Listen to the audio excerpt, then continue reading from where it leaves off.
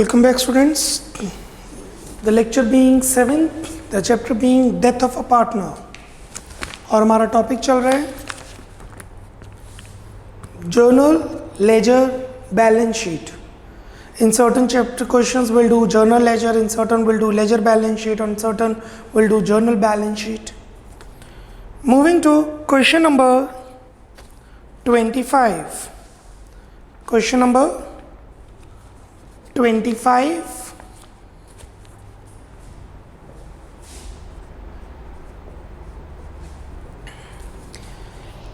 X, Y and Z were partners in a firm sharing profit and losses in the ratio 5:3:2. On 31st March 2010, their balance sheet was as follows. We have a balance sheet. Z died on 31st July. That means April, May, June, July. 4 महीने बाद Z की death हो रही है. Goodwill is valued at this. Machinery is valued at this. Give journal entries. Question में सिर्फ journal entries पूछी हैं और Z's executor account. That means we'll make revaluation account, partners capital account, Z's executor account, and then we'll pass the journal entries. जैसे जैसे question में बोला वैसे करते हैं. A, goodwill is valued at 2.5 year purchase of average profit of last 4 years.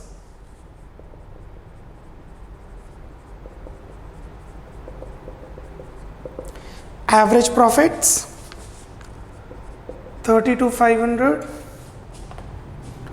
30, 40, 37,500.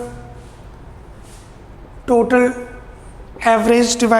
divided by 4 will get the average. 32,500, 30,000, 40,000, 37,500. 1,40,000 divided by 4, 35,000. Goodwill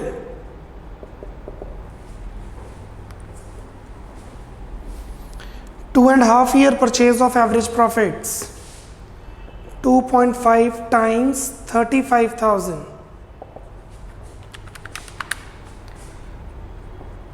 87,500.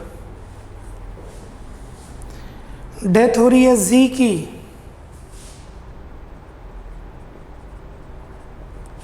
Z का share है 2/10. 17,500. X और Y Z को पैसे देंगे गेनिंग रेशो में, जो कि है old ratio 5:3.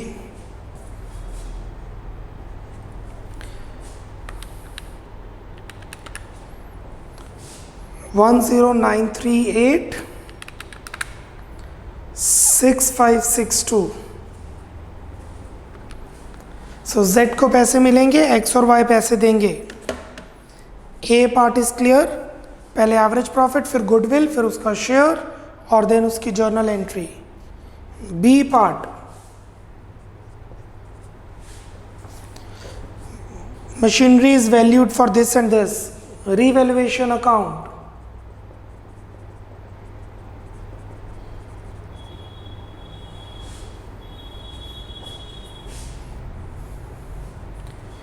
Let's make revaluation account.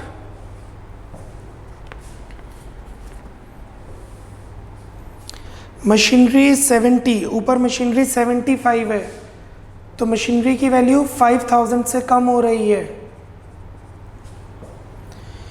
Patents 20, ऊपर 15 है, पेटेंट्स की वैल्यू 5,000 से बढ़ रही है.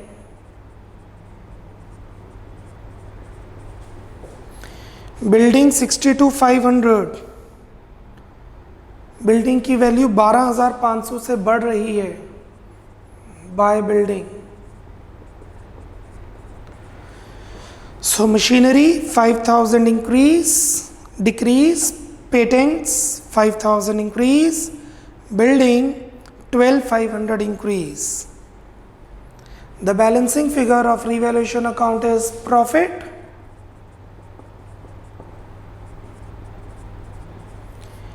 divided among XYZ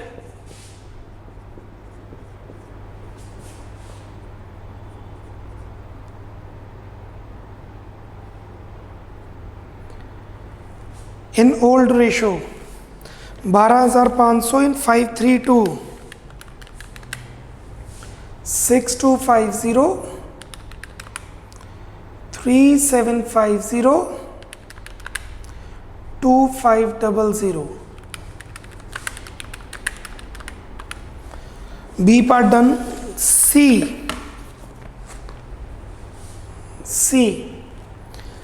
For the purpose of calculating Z's share of profit in the year of death, the profit of 10-11 should be considered as in 9 and 10.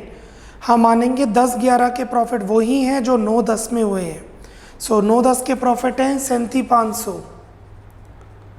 Last year profits 37,500. Death हो रही है जी की, तो Z का share बना 37,500 into 2/10 into अप्रैल मई जून जुलाई 4 months. पिछले साल के प्रॉफिट से 37,500 हम मानेंगे वही प्रॉफिट्स अब हुए हैं 37,500.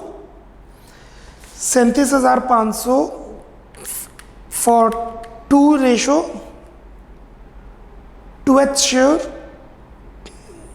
जेड की डेथ हो रही है फॉर 4 मंथ्स 2,500.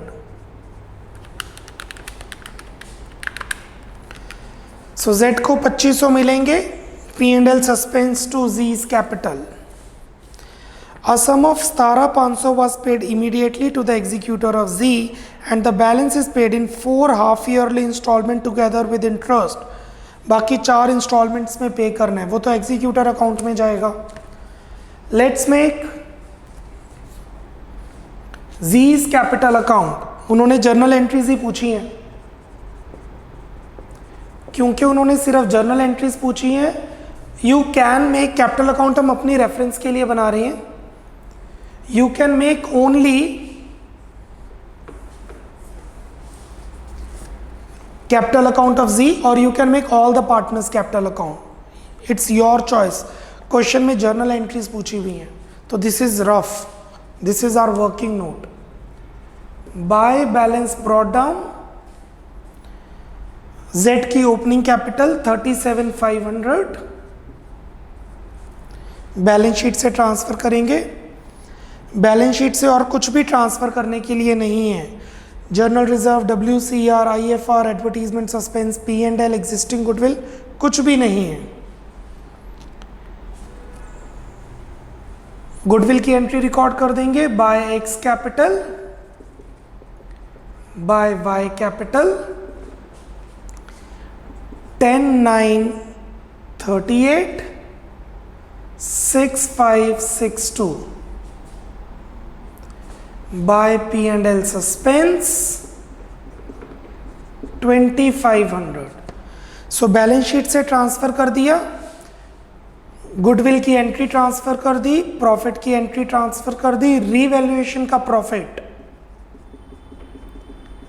जेड में ट्रांसफर कर दिया. So A was goodwill transferred, B was revaluation transferred, then is P&L transferred. जब किसी पार्टनर की डेथ होती है तो बैलेंस ट्रांसफर किया जाता है एग्जीक्यूटर में. आई रिपीट, जब किसी पार्टनर की डेथ होती है बैलेंस ट्रांसफर किया जाता है एग्जीक्यूटर में. तो to Z's executor account balance.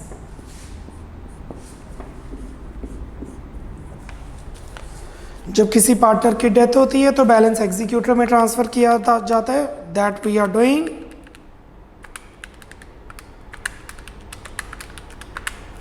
$60,000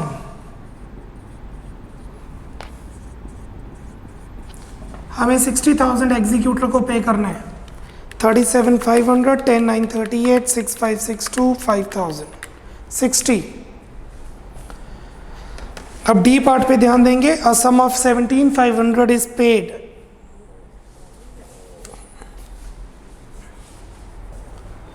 let's make Z's executor account now.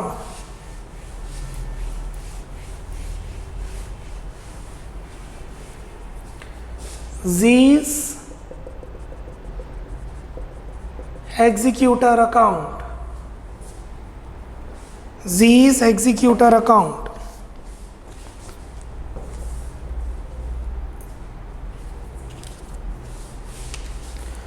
By Z's capital 60,000.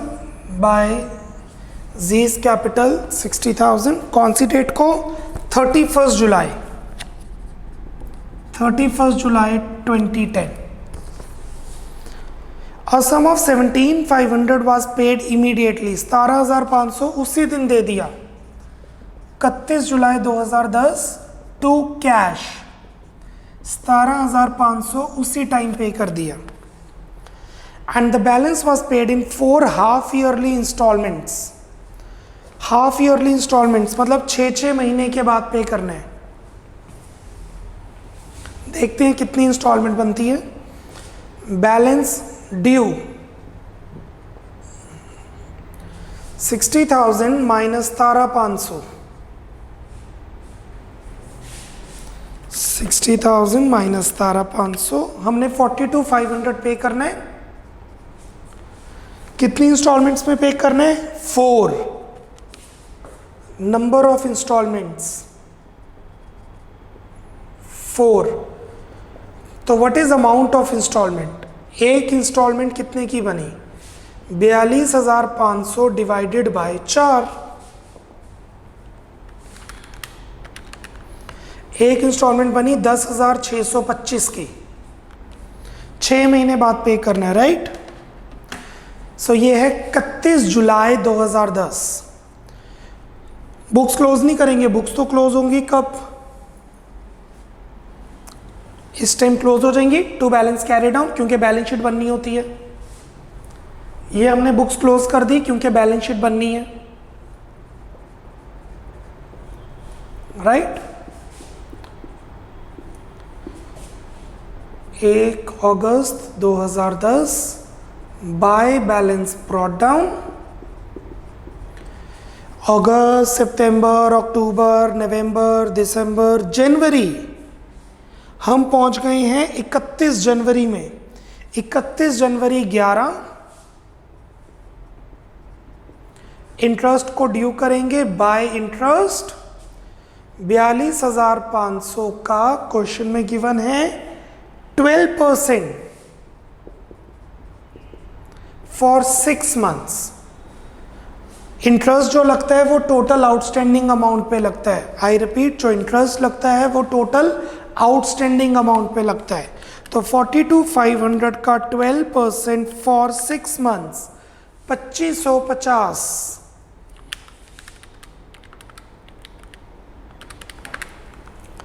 Payment कर देंगे पहली इंस्टॉलमेंट टू कैश. जो पेमेंट करेंगे वो होगी principal plus interest. I repeat, जो पेमेंट करेंगे वो होगी प्रिंसिपल प्लस इंटरेस्ट. प्रिंसिपल है 10,625. इंस्टॉलमेंट नंबर 1 फर्स्ट इंस्टॉलमेंट 10,625 और ब्याज है 2,550. सो 10,625 प्लस 2,550 पेमेंट कर दी 13,175. क्वेश्चन में लिखा है give journal entries to record the above transactions and Z's executor account till the payment of installment due on 31st Jan. That's it. आगे का और अकाउंट नहीं बनाना है. क्वेश्चन में बोला है 31 जनवरी तक का अकाउंट बनाओ. 31 जनवरी तक का अकाउंट बना दिया. कैरी डाउन भी नहीं करेंगे. कैरी डाउन होगा 31 मार्च को. बस ऐसे ही छोड़ देंगे क्योंकि क्वेश्चन में स्पेसिफिकली बोला है जर्नल एंट्रीज डालो. जर्नल एंट्रीज अभी हमने डालनी है और उन्होंने बोला एग्जीक्यूटर अकाउंट बनाओ 31 जनवरी तक. तो हमने पहले रिवैल्यूएशन अकाउंट बनाया, पार्टनर्स कैपिटल अकाउंट की जगह हमने बनाया G's capital account. After G's capital account हमने 60,000 देने थे, 17,500 इमीडिएटली दे दिए और बाकी रह गए 42,500। That's it. बैलेंस शीट इस डेट को बन जाएगी, इस डेट को बैलेंस शीट बन जाएगी, रिकॉन्स्टिट्यूशन कंप्लीट। अब हमने पेमेंट करनी है किस तरीके से, 4 इंस्टॉलमेंट्स में। तो 42,500 में हमने 4 इंस्टॉलमेंट्स में पे करना है। एक इंस्टॉलमेंट बनती है 10,625। क्वेश्चन में बोला है 6 महीने के बाद पे करो, तो 6 महीने का ब्याज लगेगा और हम पेमेंट कर देंगे principal plus interest. Principal is 10,625 and interest is 2,550। Let's pass the journal entries now. Make a format, journal entries, make a format, journal entries,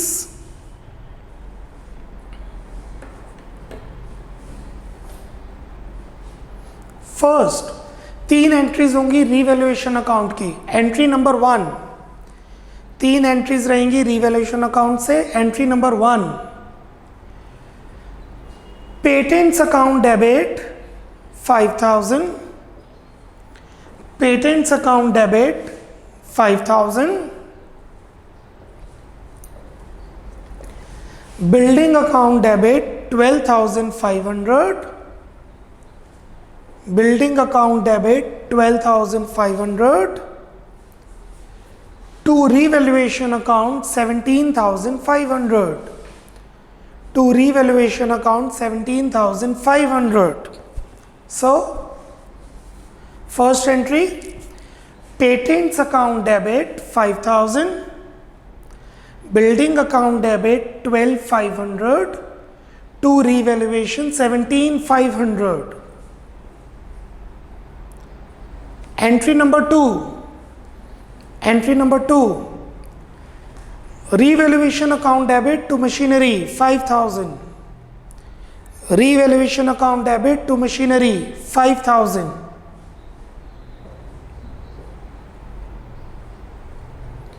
Entry number 3, journal entry number 3, revaluation account debit 12,500, revaluation account debit 12,500, to X capital 6,250, to X capital 6,250, to Y capital 3,750, to Y capital 3,750, to Z capital 2,500, to Z capital 2,500. I repeat, third entry. The third journal entry would be revaluation account debit 12,500, to X capital 6,250, to Y capital 3,750, to Z capital 2,500. Third, moving on, 3 entries हो गई हैं। अब capital account में जाते हैं। Brought down की entry नहीं आएगी, ब्रॉड डाउन की एंट्री नहीं आएगी। दिस गुडविल की entry, X capital account debit 10,938, X capital account debit 10,938, Y capital account debit 6,562, Y capital account debit 6,562, to Z's capital, to Z's capital 17,500, to Z's capital 17,500. Next entry, P&L suspense account debit to Z capital 2,500, P&L suspense account debit to Z capital, to Z's capital 2,500.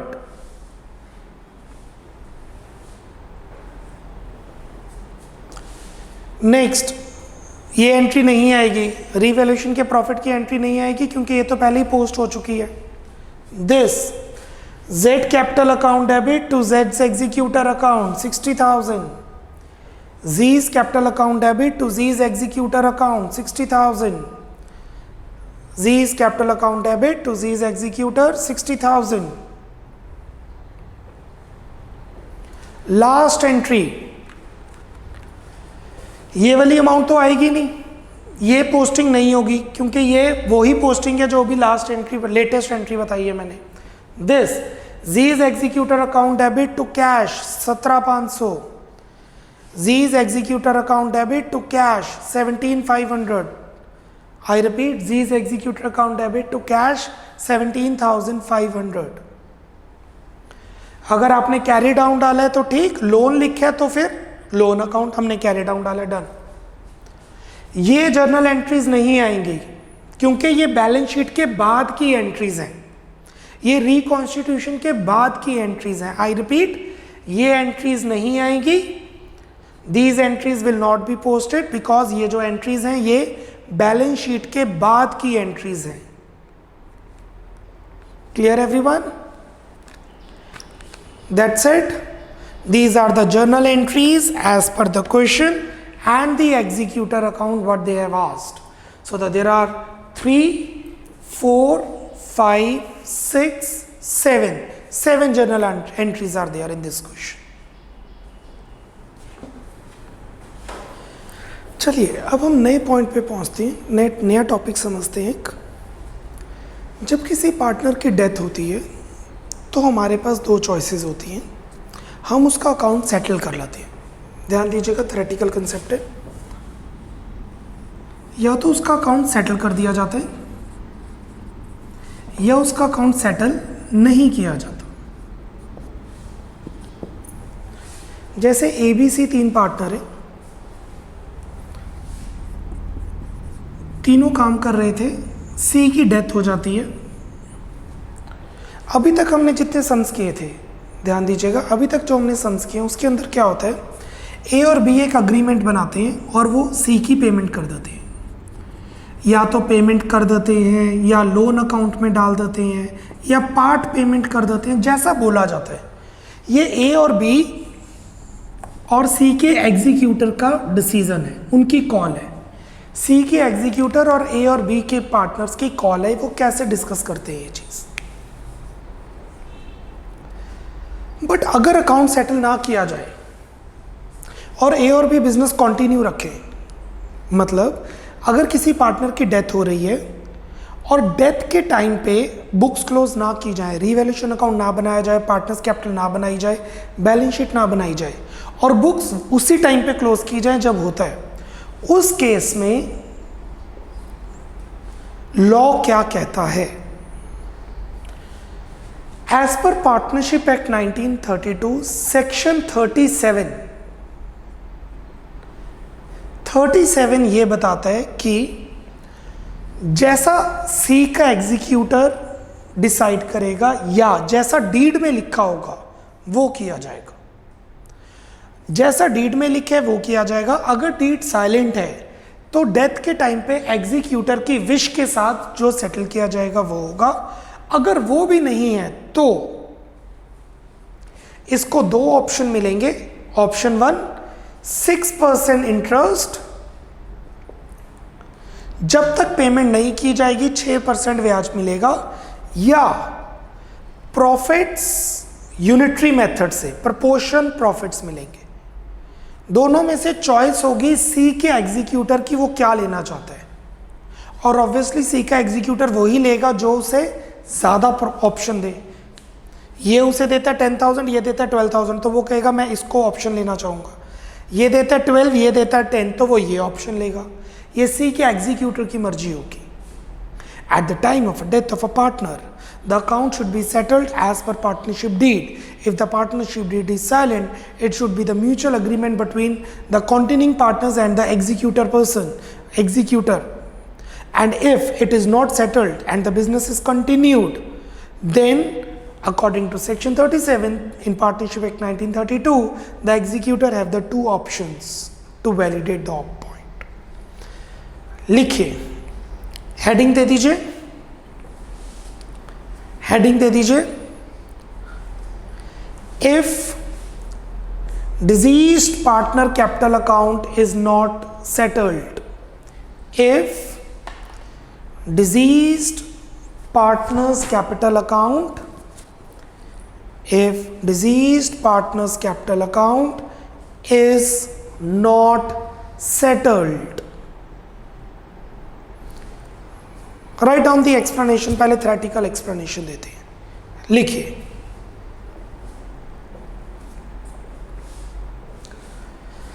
When any partner dies, when any partner dies, comma, when any partner dies, comma,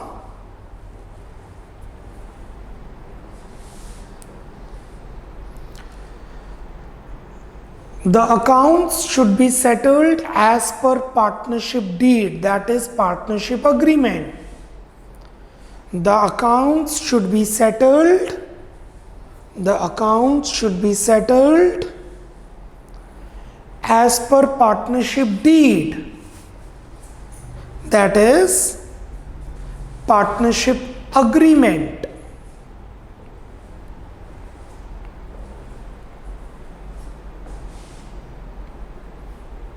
Full stop. Full stop.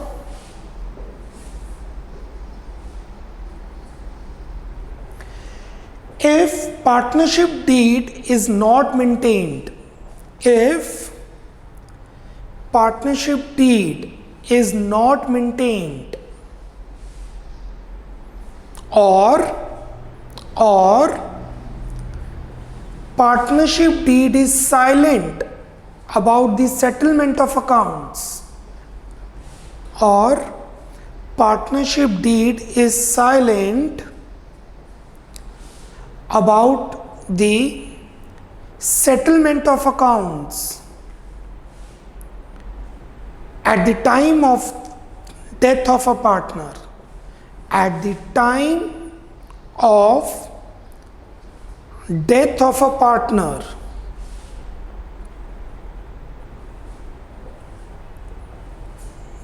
then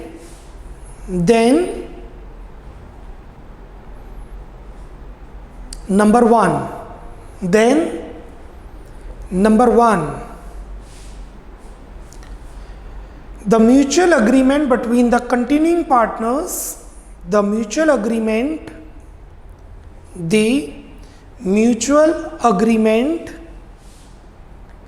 between continuing partners, mutual agreement between continuing partners and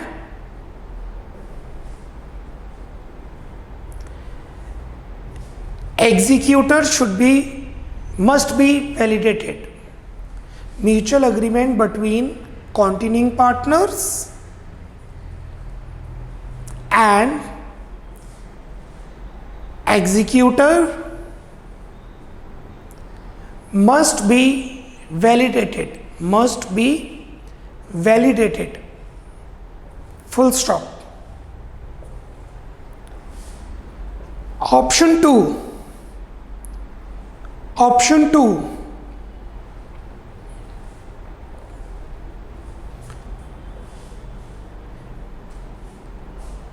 If there is no mutual agreement,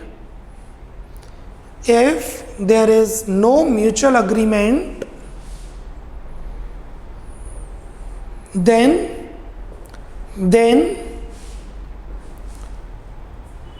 Section 37 of Partnership Act 1932 must be imposed.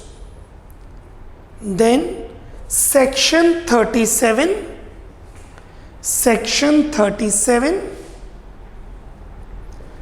of Partnership Act 1932 must be imposed. 1932 में जो law बना था partnership act का, उसका section 37 impose कर दिया जाएगा. Full stop. I think I am clear with this. अब देखते हैं सेक्शन 37 क्या है. Change the paragraph.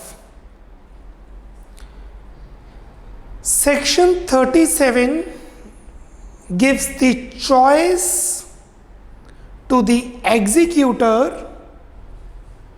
Section 37 gives the choice. Section 37 gives the choice to the executor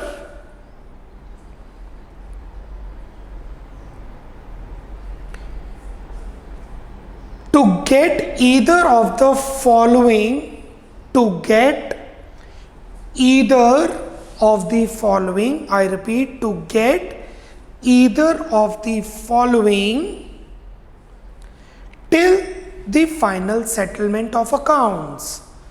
Till the final settlement of accounts. जब तक फाइनल सेटलमेंट नहीं होगी आपके पास चॉइस है, इन दोनों में से आप कुछ भी ले सकते हैं। 9 महीने बाद बुक्स क्लोज हो रही हैं, 10 साल बाद पेमेंट हो रही है, 5 साल बाद पेमेंट हो रही है, 3 साल बाद पेमेंट हो रही है। जब तक पूरी पेमेंट नहीं होती आपके पास 2 ऑप्शन है। और ये सेक्शन कब लगेगा? जब डीड में कुछ नहीं लिखा और एग्जीक्यूटर से एग्रीमेंट नहीं बना तब। और वो 2 ऑप्शन हैं, फुल स्टॉप के बाद, following are the 2 options available in the hands of the executor. Following are the 2 options. Following are the 2 options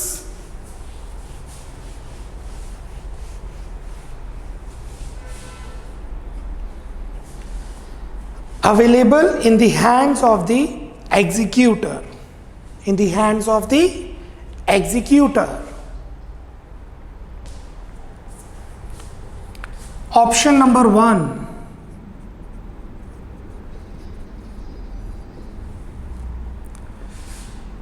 interest at the rate 6% per annum on outstanding balance.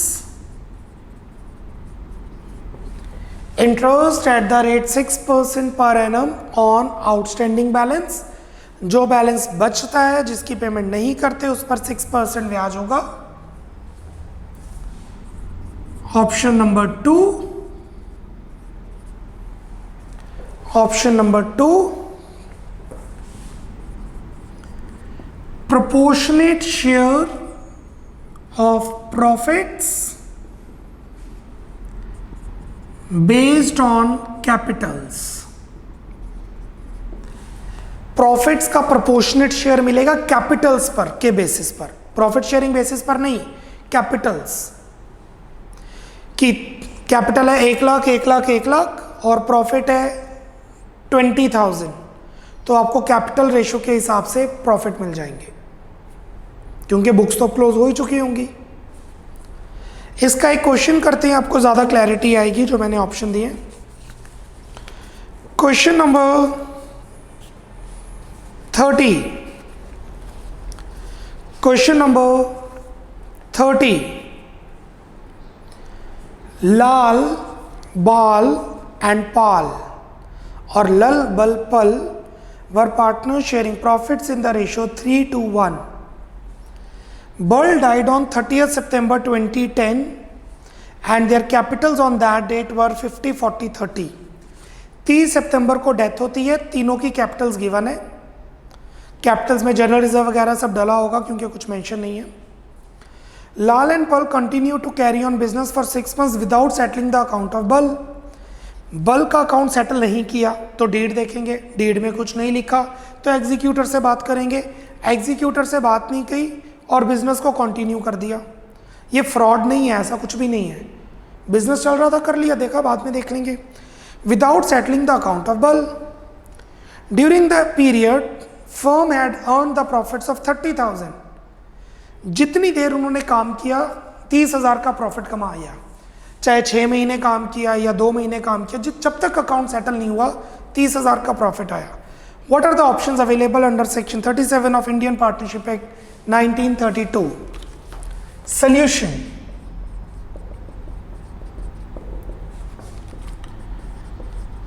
Under section 37 of Partnership Act 1932,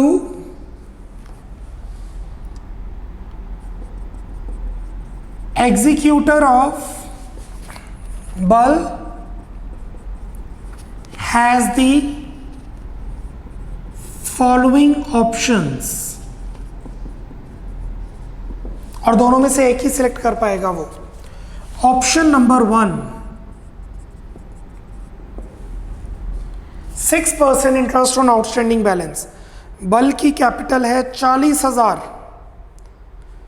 अच्छा, 40,000 में से अगर 10,000 दे दिए होते तो 30,000 पर ही option लगता।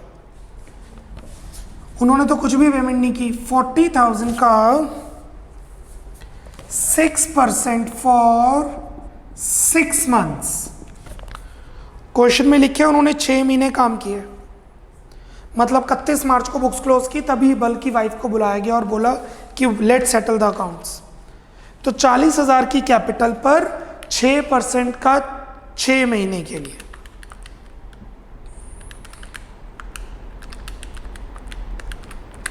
₹1,200। या तो उसे 1,200 मिलेंगे, 40,000 तो मिलेंगे, कैपिटल तो मिलेगी, 1,200 एक्स्ट्रा मिलेंगे। ऑप्शन नंबर 2,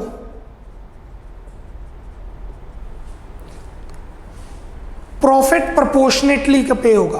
प्रॉफिट पे होगा प्रोपोर्शनेटली, कैपिटल के बेसिस पे, मतलब कैपिटल्स प्रॉफिट्स। कैपिटल है 50, 40, 30, 80, 40, 120। 1,20,000 की कैपिटल पर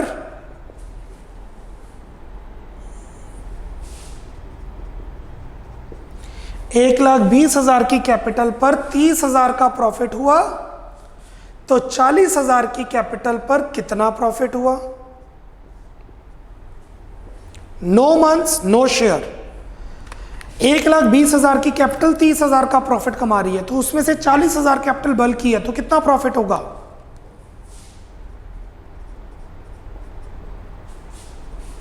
आप सीधा कैपिटल रेशो में कर देंगे तब भी चलेगा।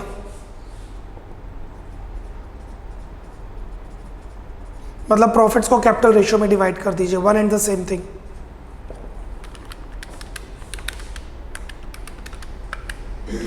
$10,000,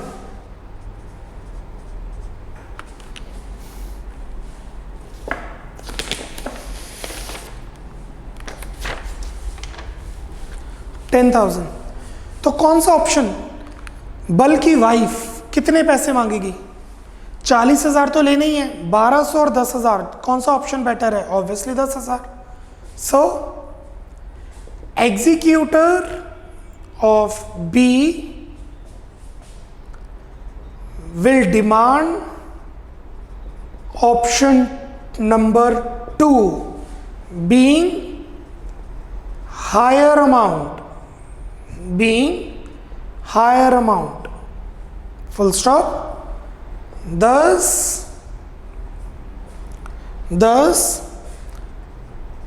Bul's account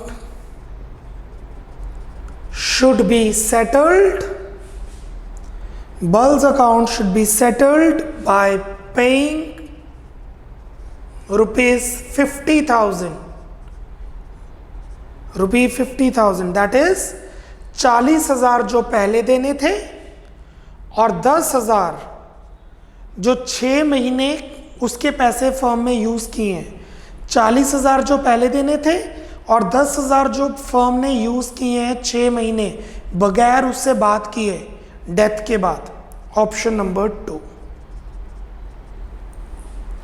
लॉ की नॉलेज होनी बहुत ज़रूरी है, और अगर लॉ की नॉलेज नहीं है, no problem, partnership deed clearly state करो, सब कुछ उसमें स्टेट कीजिए, everything. That's it. I think we need around 3 more lectures and we are done with our chapter Death of a Partner. Till then, bye bye, take care. God bless.